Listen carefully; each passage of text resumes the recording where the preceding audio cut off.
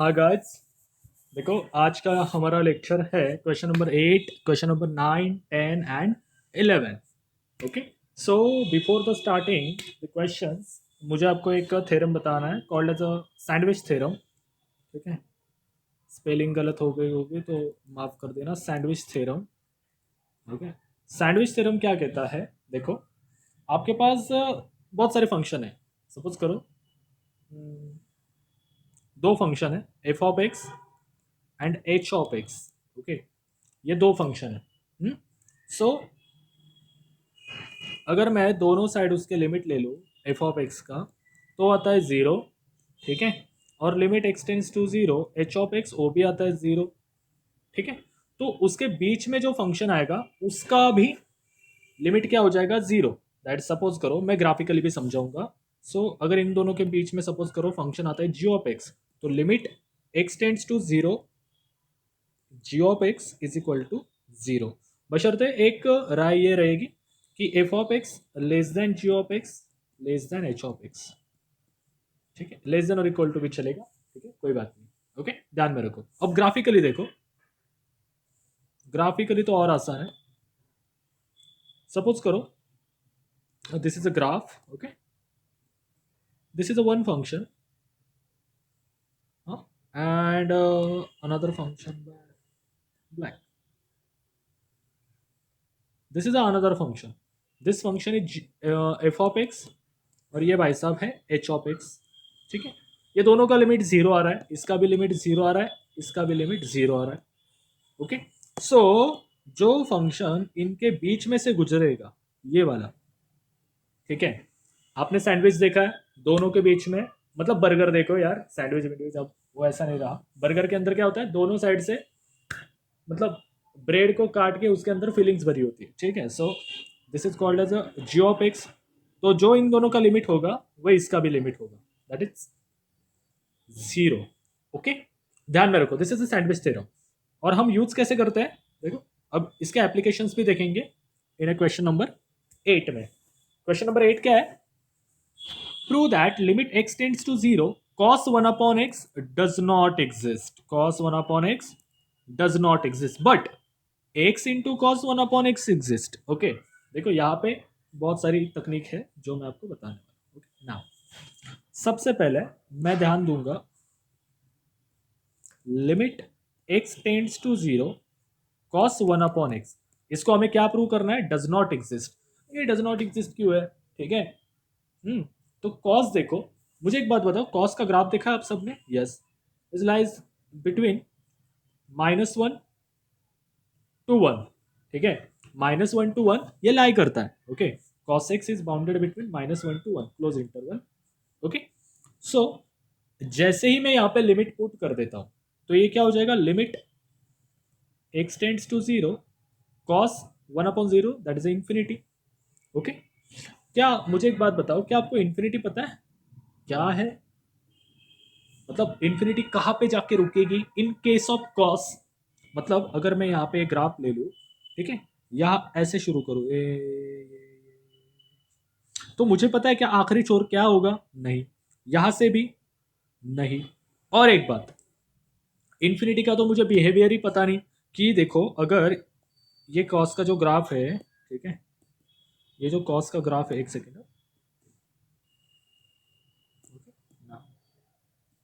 अब देखो, अगर ये यहां से शुरू होता है और सपोज करो यही इन्फिनिटी है, तो ये फर्स्ट क्वाड्रेंट में होगा। अब ये यहां से शुरू होता है, यहां पे जाता है, भाई यही इन्फिनिटी है, ये पॉइंट ही इन्फिनिटी है। अगर ऐसा किसी ने डिक्लेयर कर दिया तो ये सेकेंड क्वाड्रेंट में जाता है। अगर ये यहाँ पे आके रुक गया, अब नहीं ये इन्फिनिटी है, तो ये सेकेंड क्वाड्रेंट में गया। यहाँ पे फर्स्ट में था, यहाँ पे फोर्थ में था। और अगर भाई कोई तो आ गया, भगवान आ गया, वो बोले नहीं यहाँ पे इन्फिनिटी है, तो ये थर्ड क्वाड्रेंट में गया।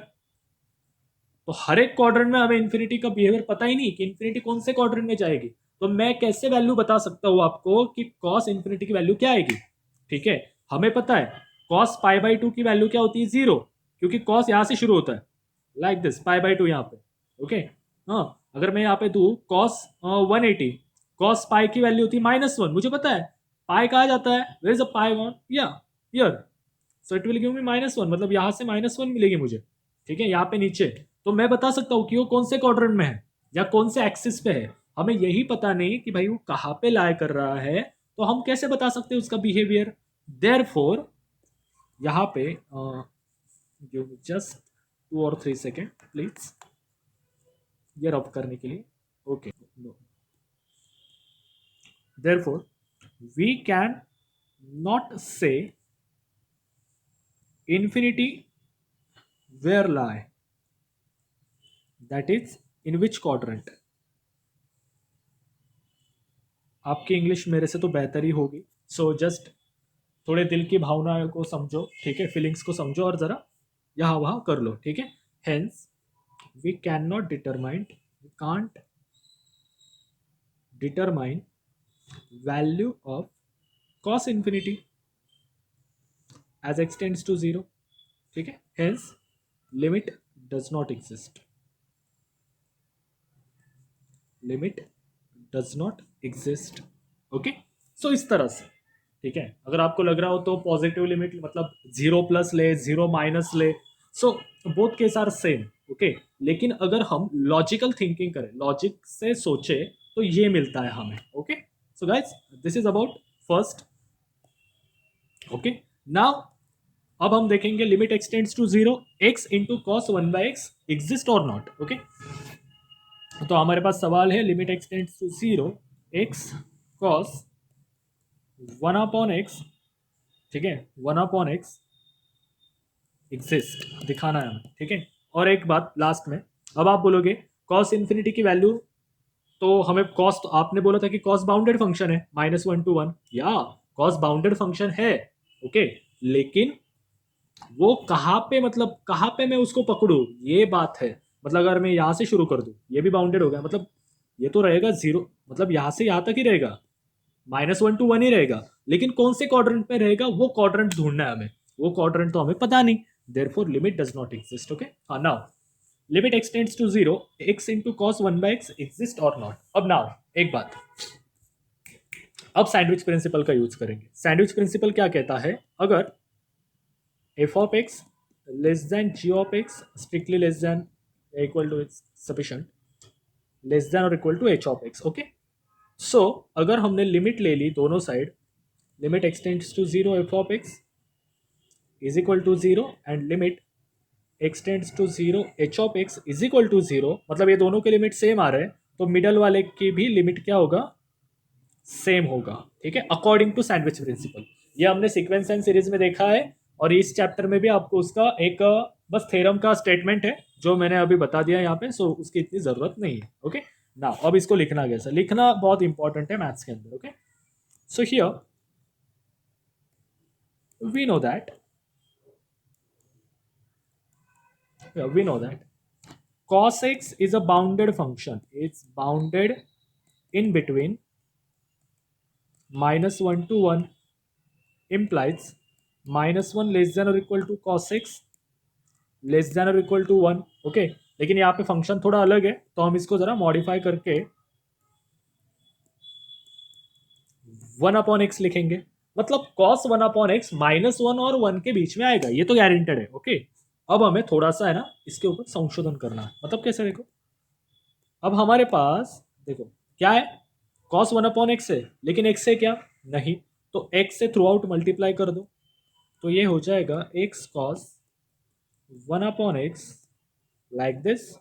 तो देखो अब हमारे पास सब कुछ है जो चाहिए हो, ये बन गया भाई f, ये बन गया h, ये बन गया g। Take limit on both side, as a limit x tends to 0 -x, limit x tends to 0 x into cos 1/x, limit x tends to 0 x। Okay, x तो क्या हो जाएगा, या क्या हो जाएगा, ये देखो x की जगह पर 0 पुट कर, तो 0 लेस देन और इक्वल टू दिस,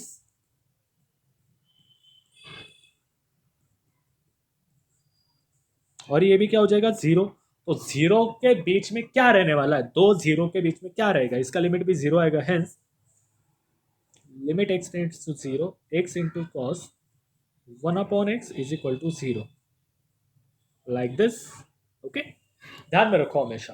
ओके, अगर इसके रिगार्डिंग कोई डाउट है तो प्लीज़ मुझसे पूछ लो, कि नहीं समझा कमेंट सेक्शन में बताओ. In next lecture I will explain you. So the next question is very very very easy. According to sandwich principle ही सॉल्व करना है.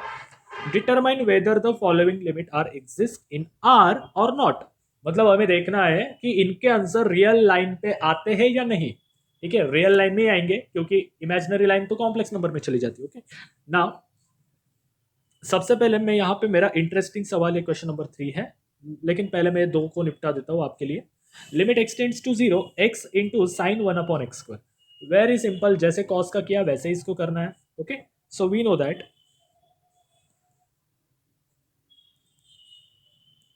-1 लेस देन और equal to sine 1/x², less than और equal to 1. Sine भी bounded function है, -1 to 1. Okay यहाँ पे x लग रहा है तो ये हो जाएगा x sine 1/x² less than और equal to x. Limit x tends to 0 है, limit x tends to 0 -x, limit x tends to 0 x sine 1/x² less than equal to limit x tends to 0 plus x. यहाँ पे 0 डाल दिया तो 0 मिल जाएगा. देखो अगर आपको क्वेश्चन नंबर 8 का सेकेंड पार्ट समझ में आया है तो ये वाला सम आप आंखें बंद करके भी सॉल्व कर लोगे. देयरफॉर लिमिट क्या आ जाएगा इसका 0, and 0 belongs to real number. कितना इजी है, हेंस प्रूव. ओके अब मुझे एक बात बताओ, यहाँ तक तो क्लियर है. अगर यहाँ पे मैं लिमिट अपना 0 ना होके 1 होता, 0 ना होके 1 होता तो क्या होता. देखो यहाँ पे 1 डालता तो -1 आता. ठीक है ये तो एज इट इज, और यहाँ पे आता +1. सो क्या हम सैंडविच प्रिंसिपल यूज कर सकते थे? नहीं. क्यों? सैंडविच में क्या होता है, देखो दिमाग लगाओ, सैंडविच में ऊपर भी ब्रेड होता है नीचे भी ब्रेड होता है. ऐसे कभी देखा है क्या? ऊपर ब्रेड होता है नीचे समोसा होता है? नहीं. नीचे कचौरी होती है ऊपर समोसा होता है ना. दोनों जगह सेम चीजें होती है. तो यहाँ पे ये समोसा है, ये कचौरी है. ठीक है, पूरे खानदान में कभी सैंडविच ऐसा नहीं खाया होगा, लेकिन किसी ने खाया होता ठीक है. प्रैक्टिकली ये अच्छा नहीं लगता खाने के लिए. हाँ किसी को आदत हो तो ऐसे अचर बचर खाने की तो खा सकता है. ओके ठीक है. सो देयरफॉर यहाँ पे सैंडविच प्रिंसिपल नहीं यूज होता. ठीक है, ये मैं लास्ट में ही बताने वाला था लेकिन भगवान की कृपा से यही चांस मिल गया. देखो this will is same, it's homework for you. इसका भी आंसर 0 ही आएगा. देखो लिमिट एक्सटेंड्स टू 0 है. ओके हाँ अब मैं इस सॉरी अब मैं वो थर्ड क्वेश्चन में आपको जरा एक्सप्लेन करता हूँ. क्या था वो? Limit sorry limit x tends to 0 sine 1/x². Exist और नॉट. ओके यही देखना है, एग्जिस्ट रहा तो रियल लाइन में जाता है नहीं. नाउ साइन का ग्राफ कैसे आता है? Like this like this. Okay अब ये भी बाउंडेड फंक्शन है +1 और -1 के बीच में. ओके सो अब जैसे ही यहाँ पे 0 पुट कर दो तो आपको मिलेगा साइन इन्फिनिटी. इन्फिनिटी का स्क्वायर नहीं होता कभी, just infinity. Okay sine infinity. Now फिर से वही सवाल, साइन इन्फिनिटी पहले क्वाड्रेंट में जाएगा या सेकंड क्वाड्रेंट में जाएगा? मतलब यहाँ आके रुक गया भाई ये इन्फिनिटी है, नहीं यहाँ आके रुक गया ये इन्फिनिटी है तो फोर्थ में जाएगा. यहाँ आके रुक गया, ठीक है, तो ये इन्फिनिटी थर्ड क्वाड्रेंट. यहाँ जाके रुक गया सेकंड क्वाड्रेंट. तो बस आपको क्वाड्रेंट पता नहीं है, इन्फिनिटी कौन से क्वाड्रेंट में जाएगी ये पता नहीं है. Hence sine 1/x² does not exist. ध्यान में रखो, it's very very crucial statement. Okay आपको ये बात पता होनी चाहिए कि ड्यू टू हम मतलब इन्फिनिटी का क्वाड्रेंट डिसाइड नहीं कर सकते, देयरफॉर ये लिमिट एग्जिस्ट नहीं है.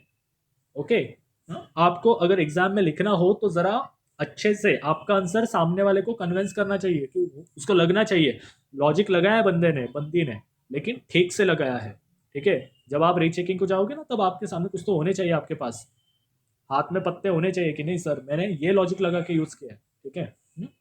So the last one, question number 11. Function f and g are defined on r by f of x is equal to x plus 1 and g of x is equal to 2 and g of 1 is equal to 0. ये क्यों दिया है इसका sense नहीं दिखा मेरे को कोई. Okay then find the limit g of f and compare with g of limit x tends to 1 f of x and vice versa इसका उल्टा दिया है, तो हमें ये चेक करना है, ठीक है।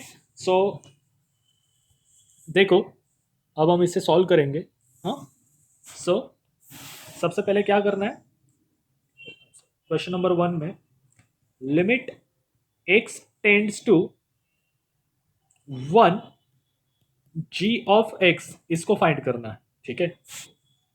यहाँ पे मैं कोने में फंक्शन लिखता हूँ, f वाला है ये और g वाला है ये, ठीक है। अब g ऑफ f क्या कहता है, मतलब g के अंदर जहां पे भी x दिखे वहां पे आपको f का फंक्शन पुट करना है।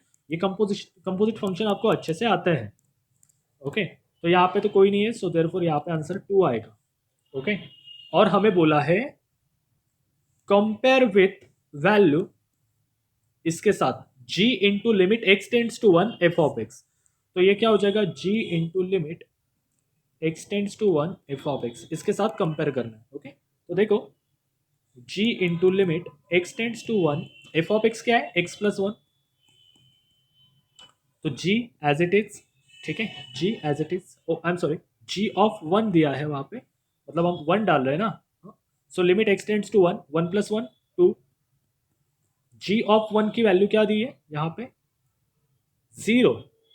आपको पता चला कि ये यहाँ से क्यों किया, देखो ये g दिया है लेकिन ये g ऐसा ही नहीं है, ये g ऑफ x है, अगर x 1 की तरफ जा रहा है तो यहाँ पर भी 1 आएगा, देखो g ऑफ 1 की वैल्यू यहाँ पे 0 दी है, तो ये क्या हो जाएगा 0 इंटू 2 दैट इज 0, तो क्या है ये इसकी वैल्यू इसके ग्रेटर देन है, मतलब limit x tends to 1 g of f is greater than limit x tends to 1 like this, ये इससे बड़ा है, कंपेयर करना है, रिजल्ट बताना है, ओके।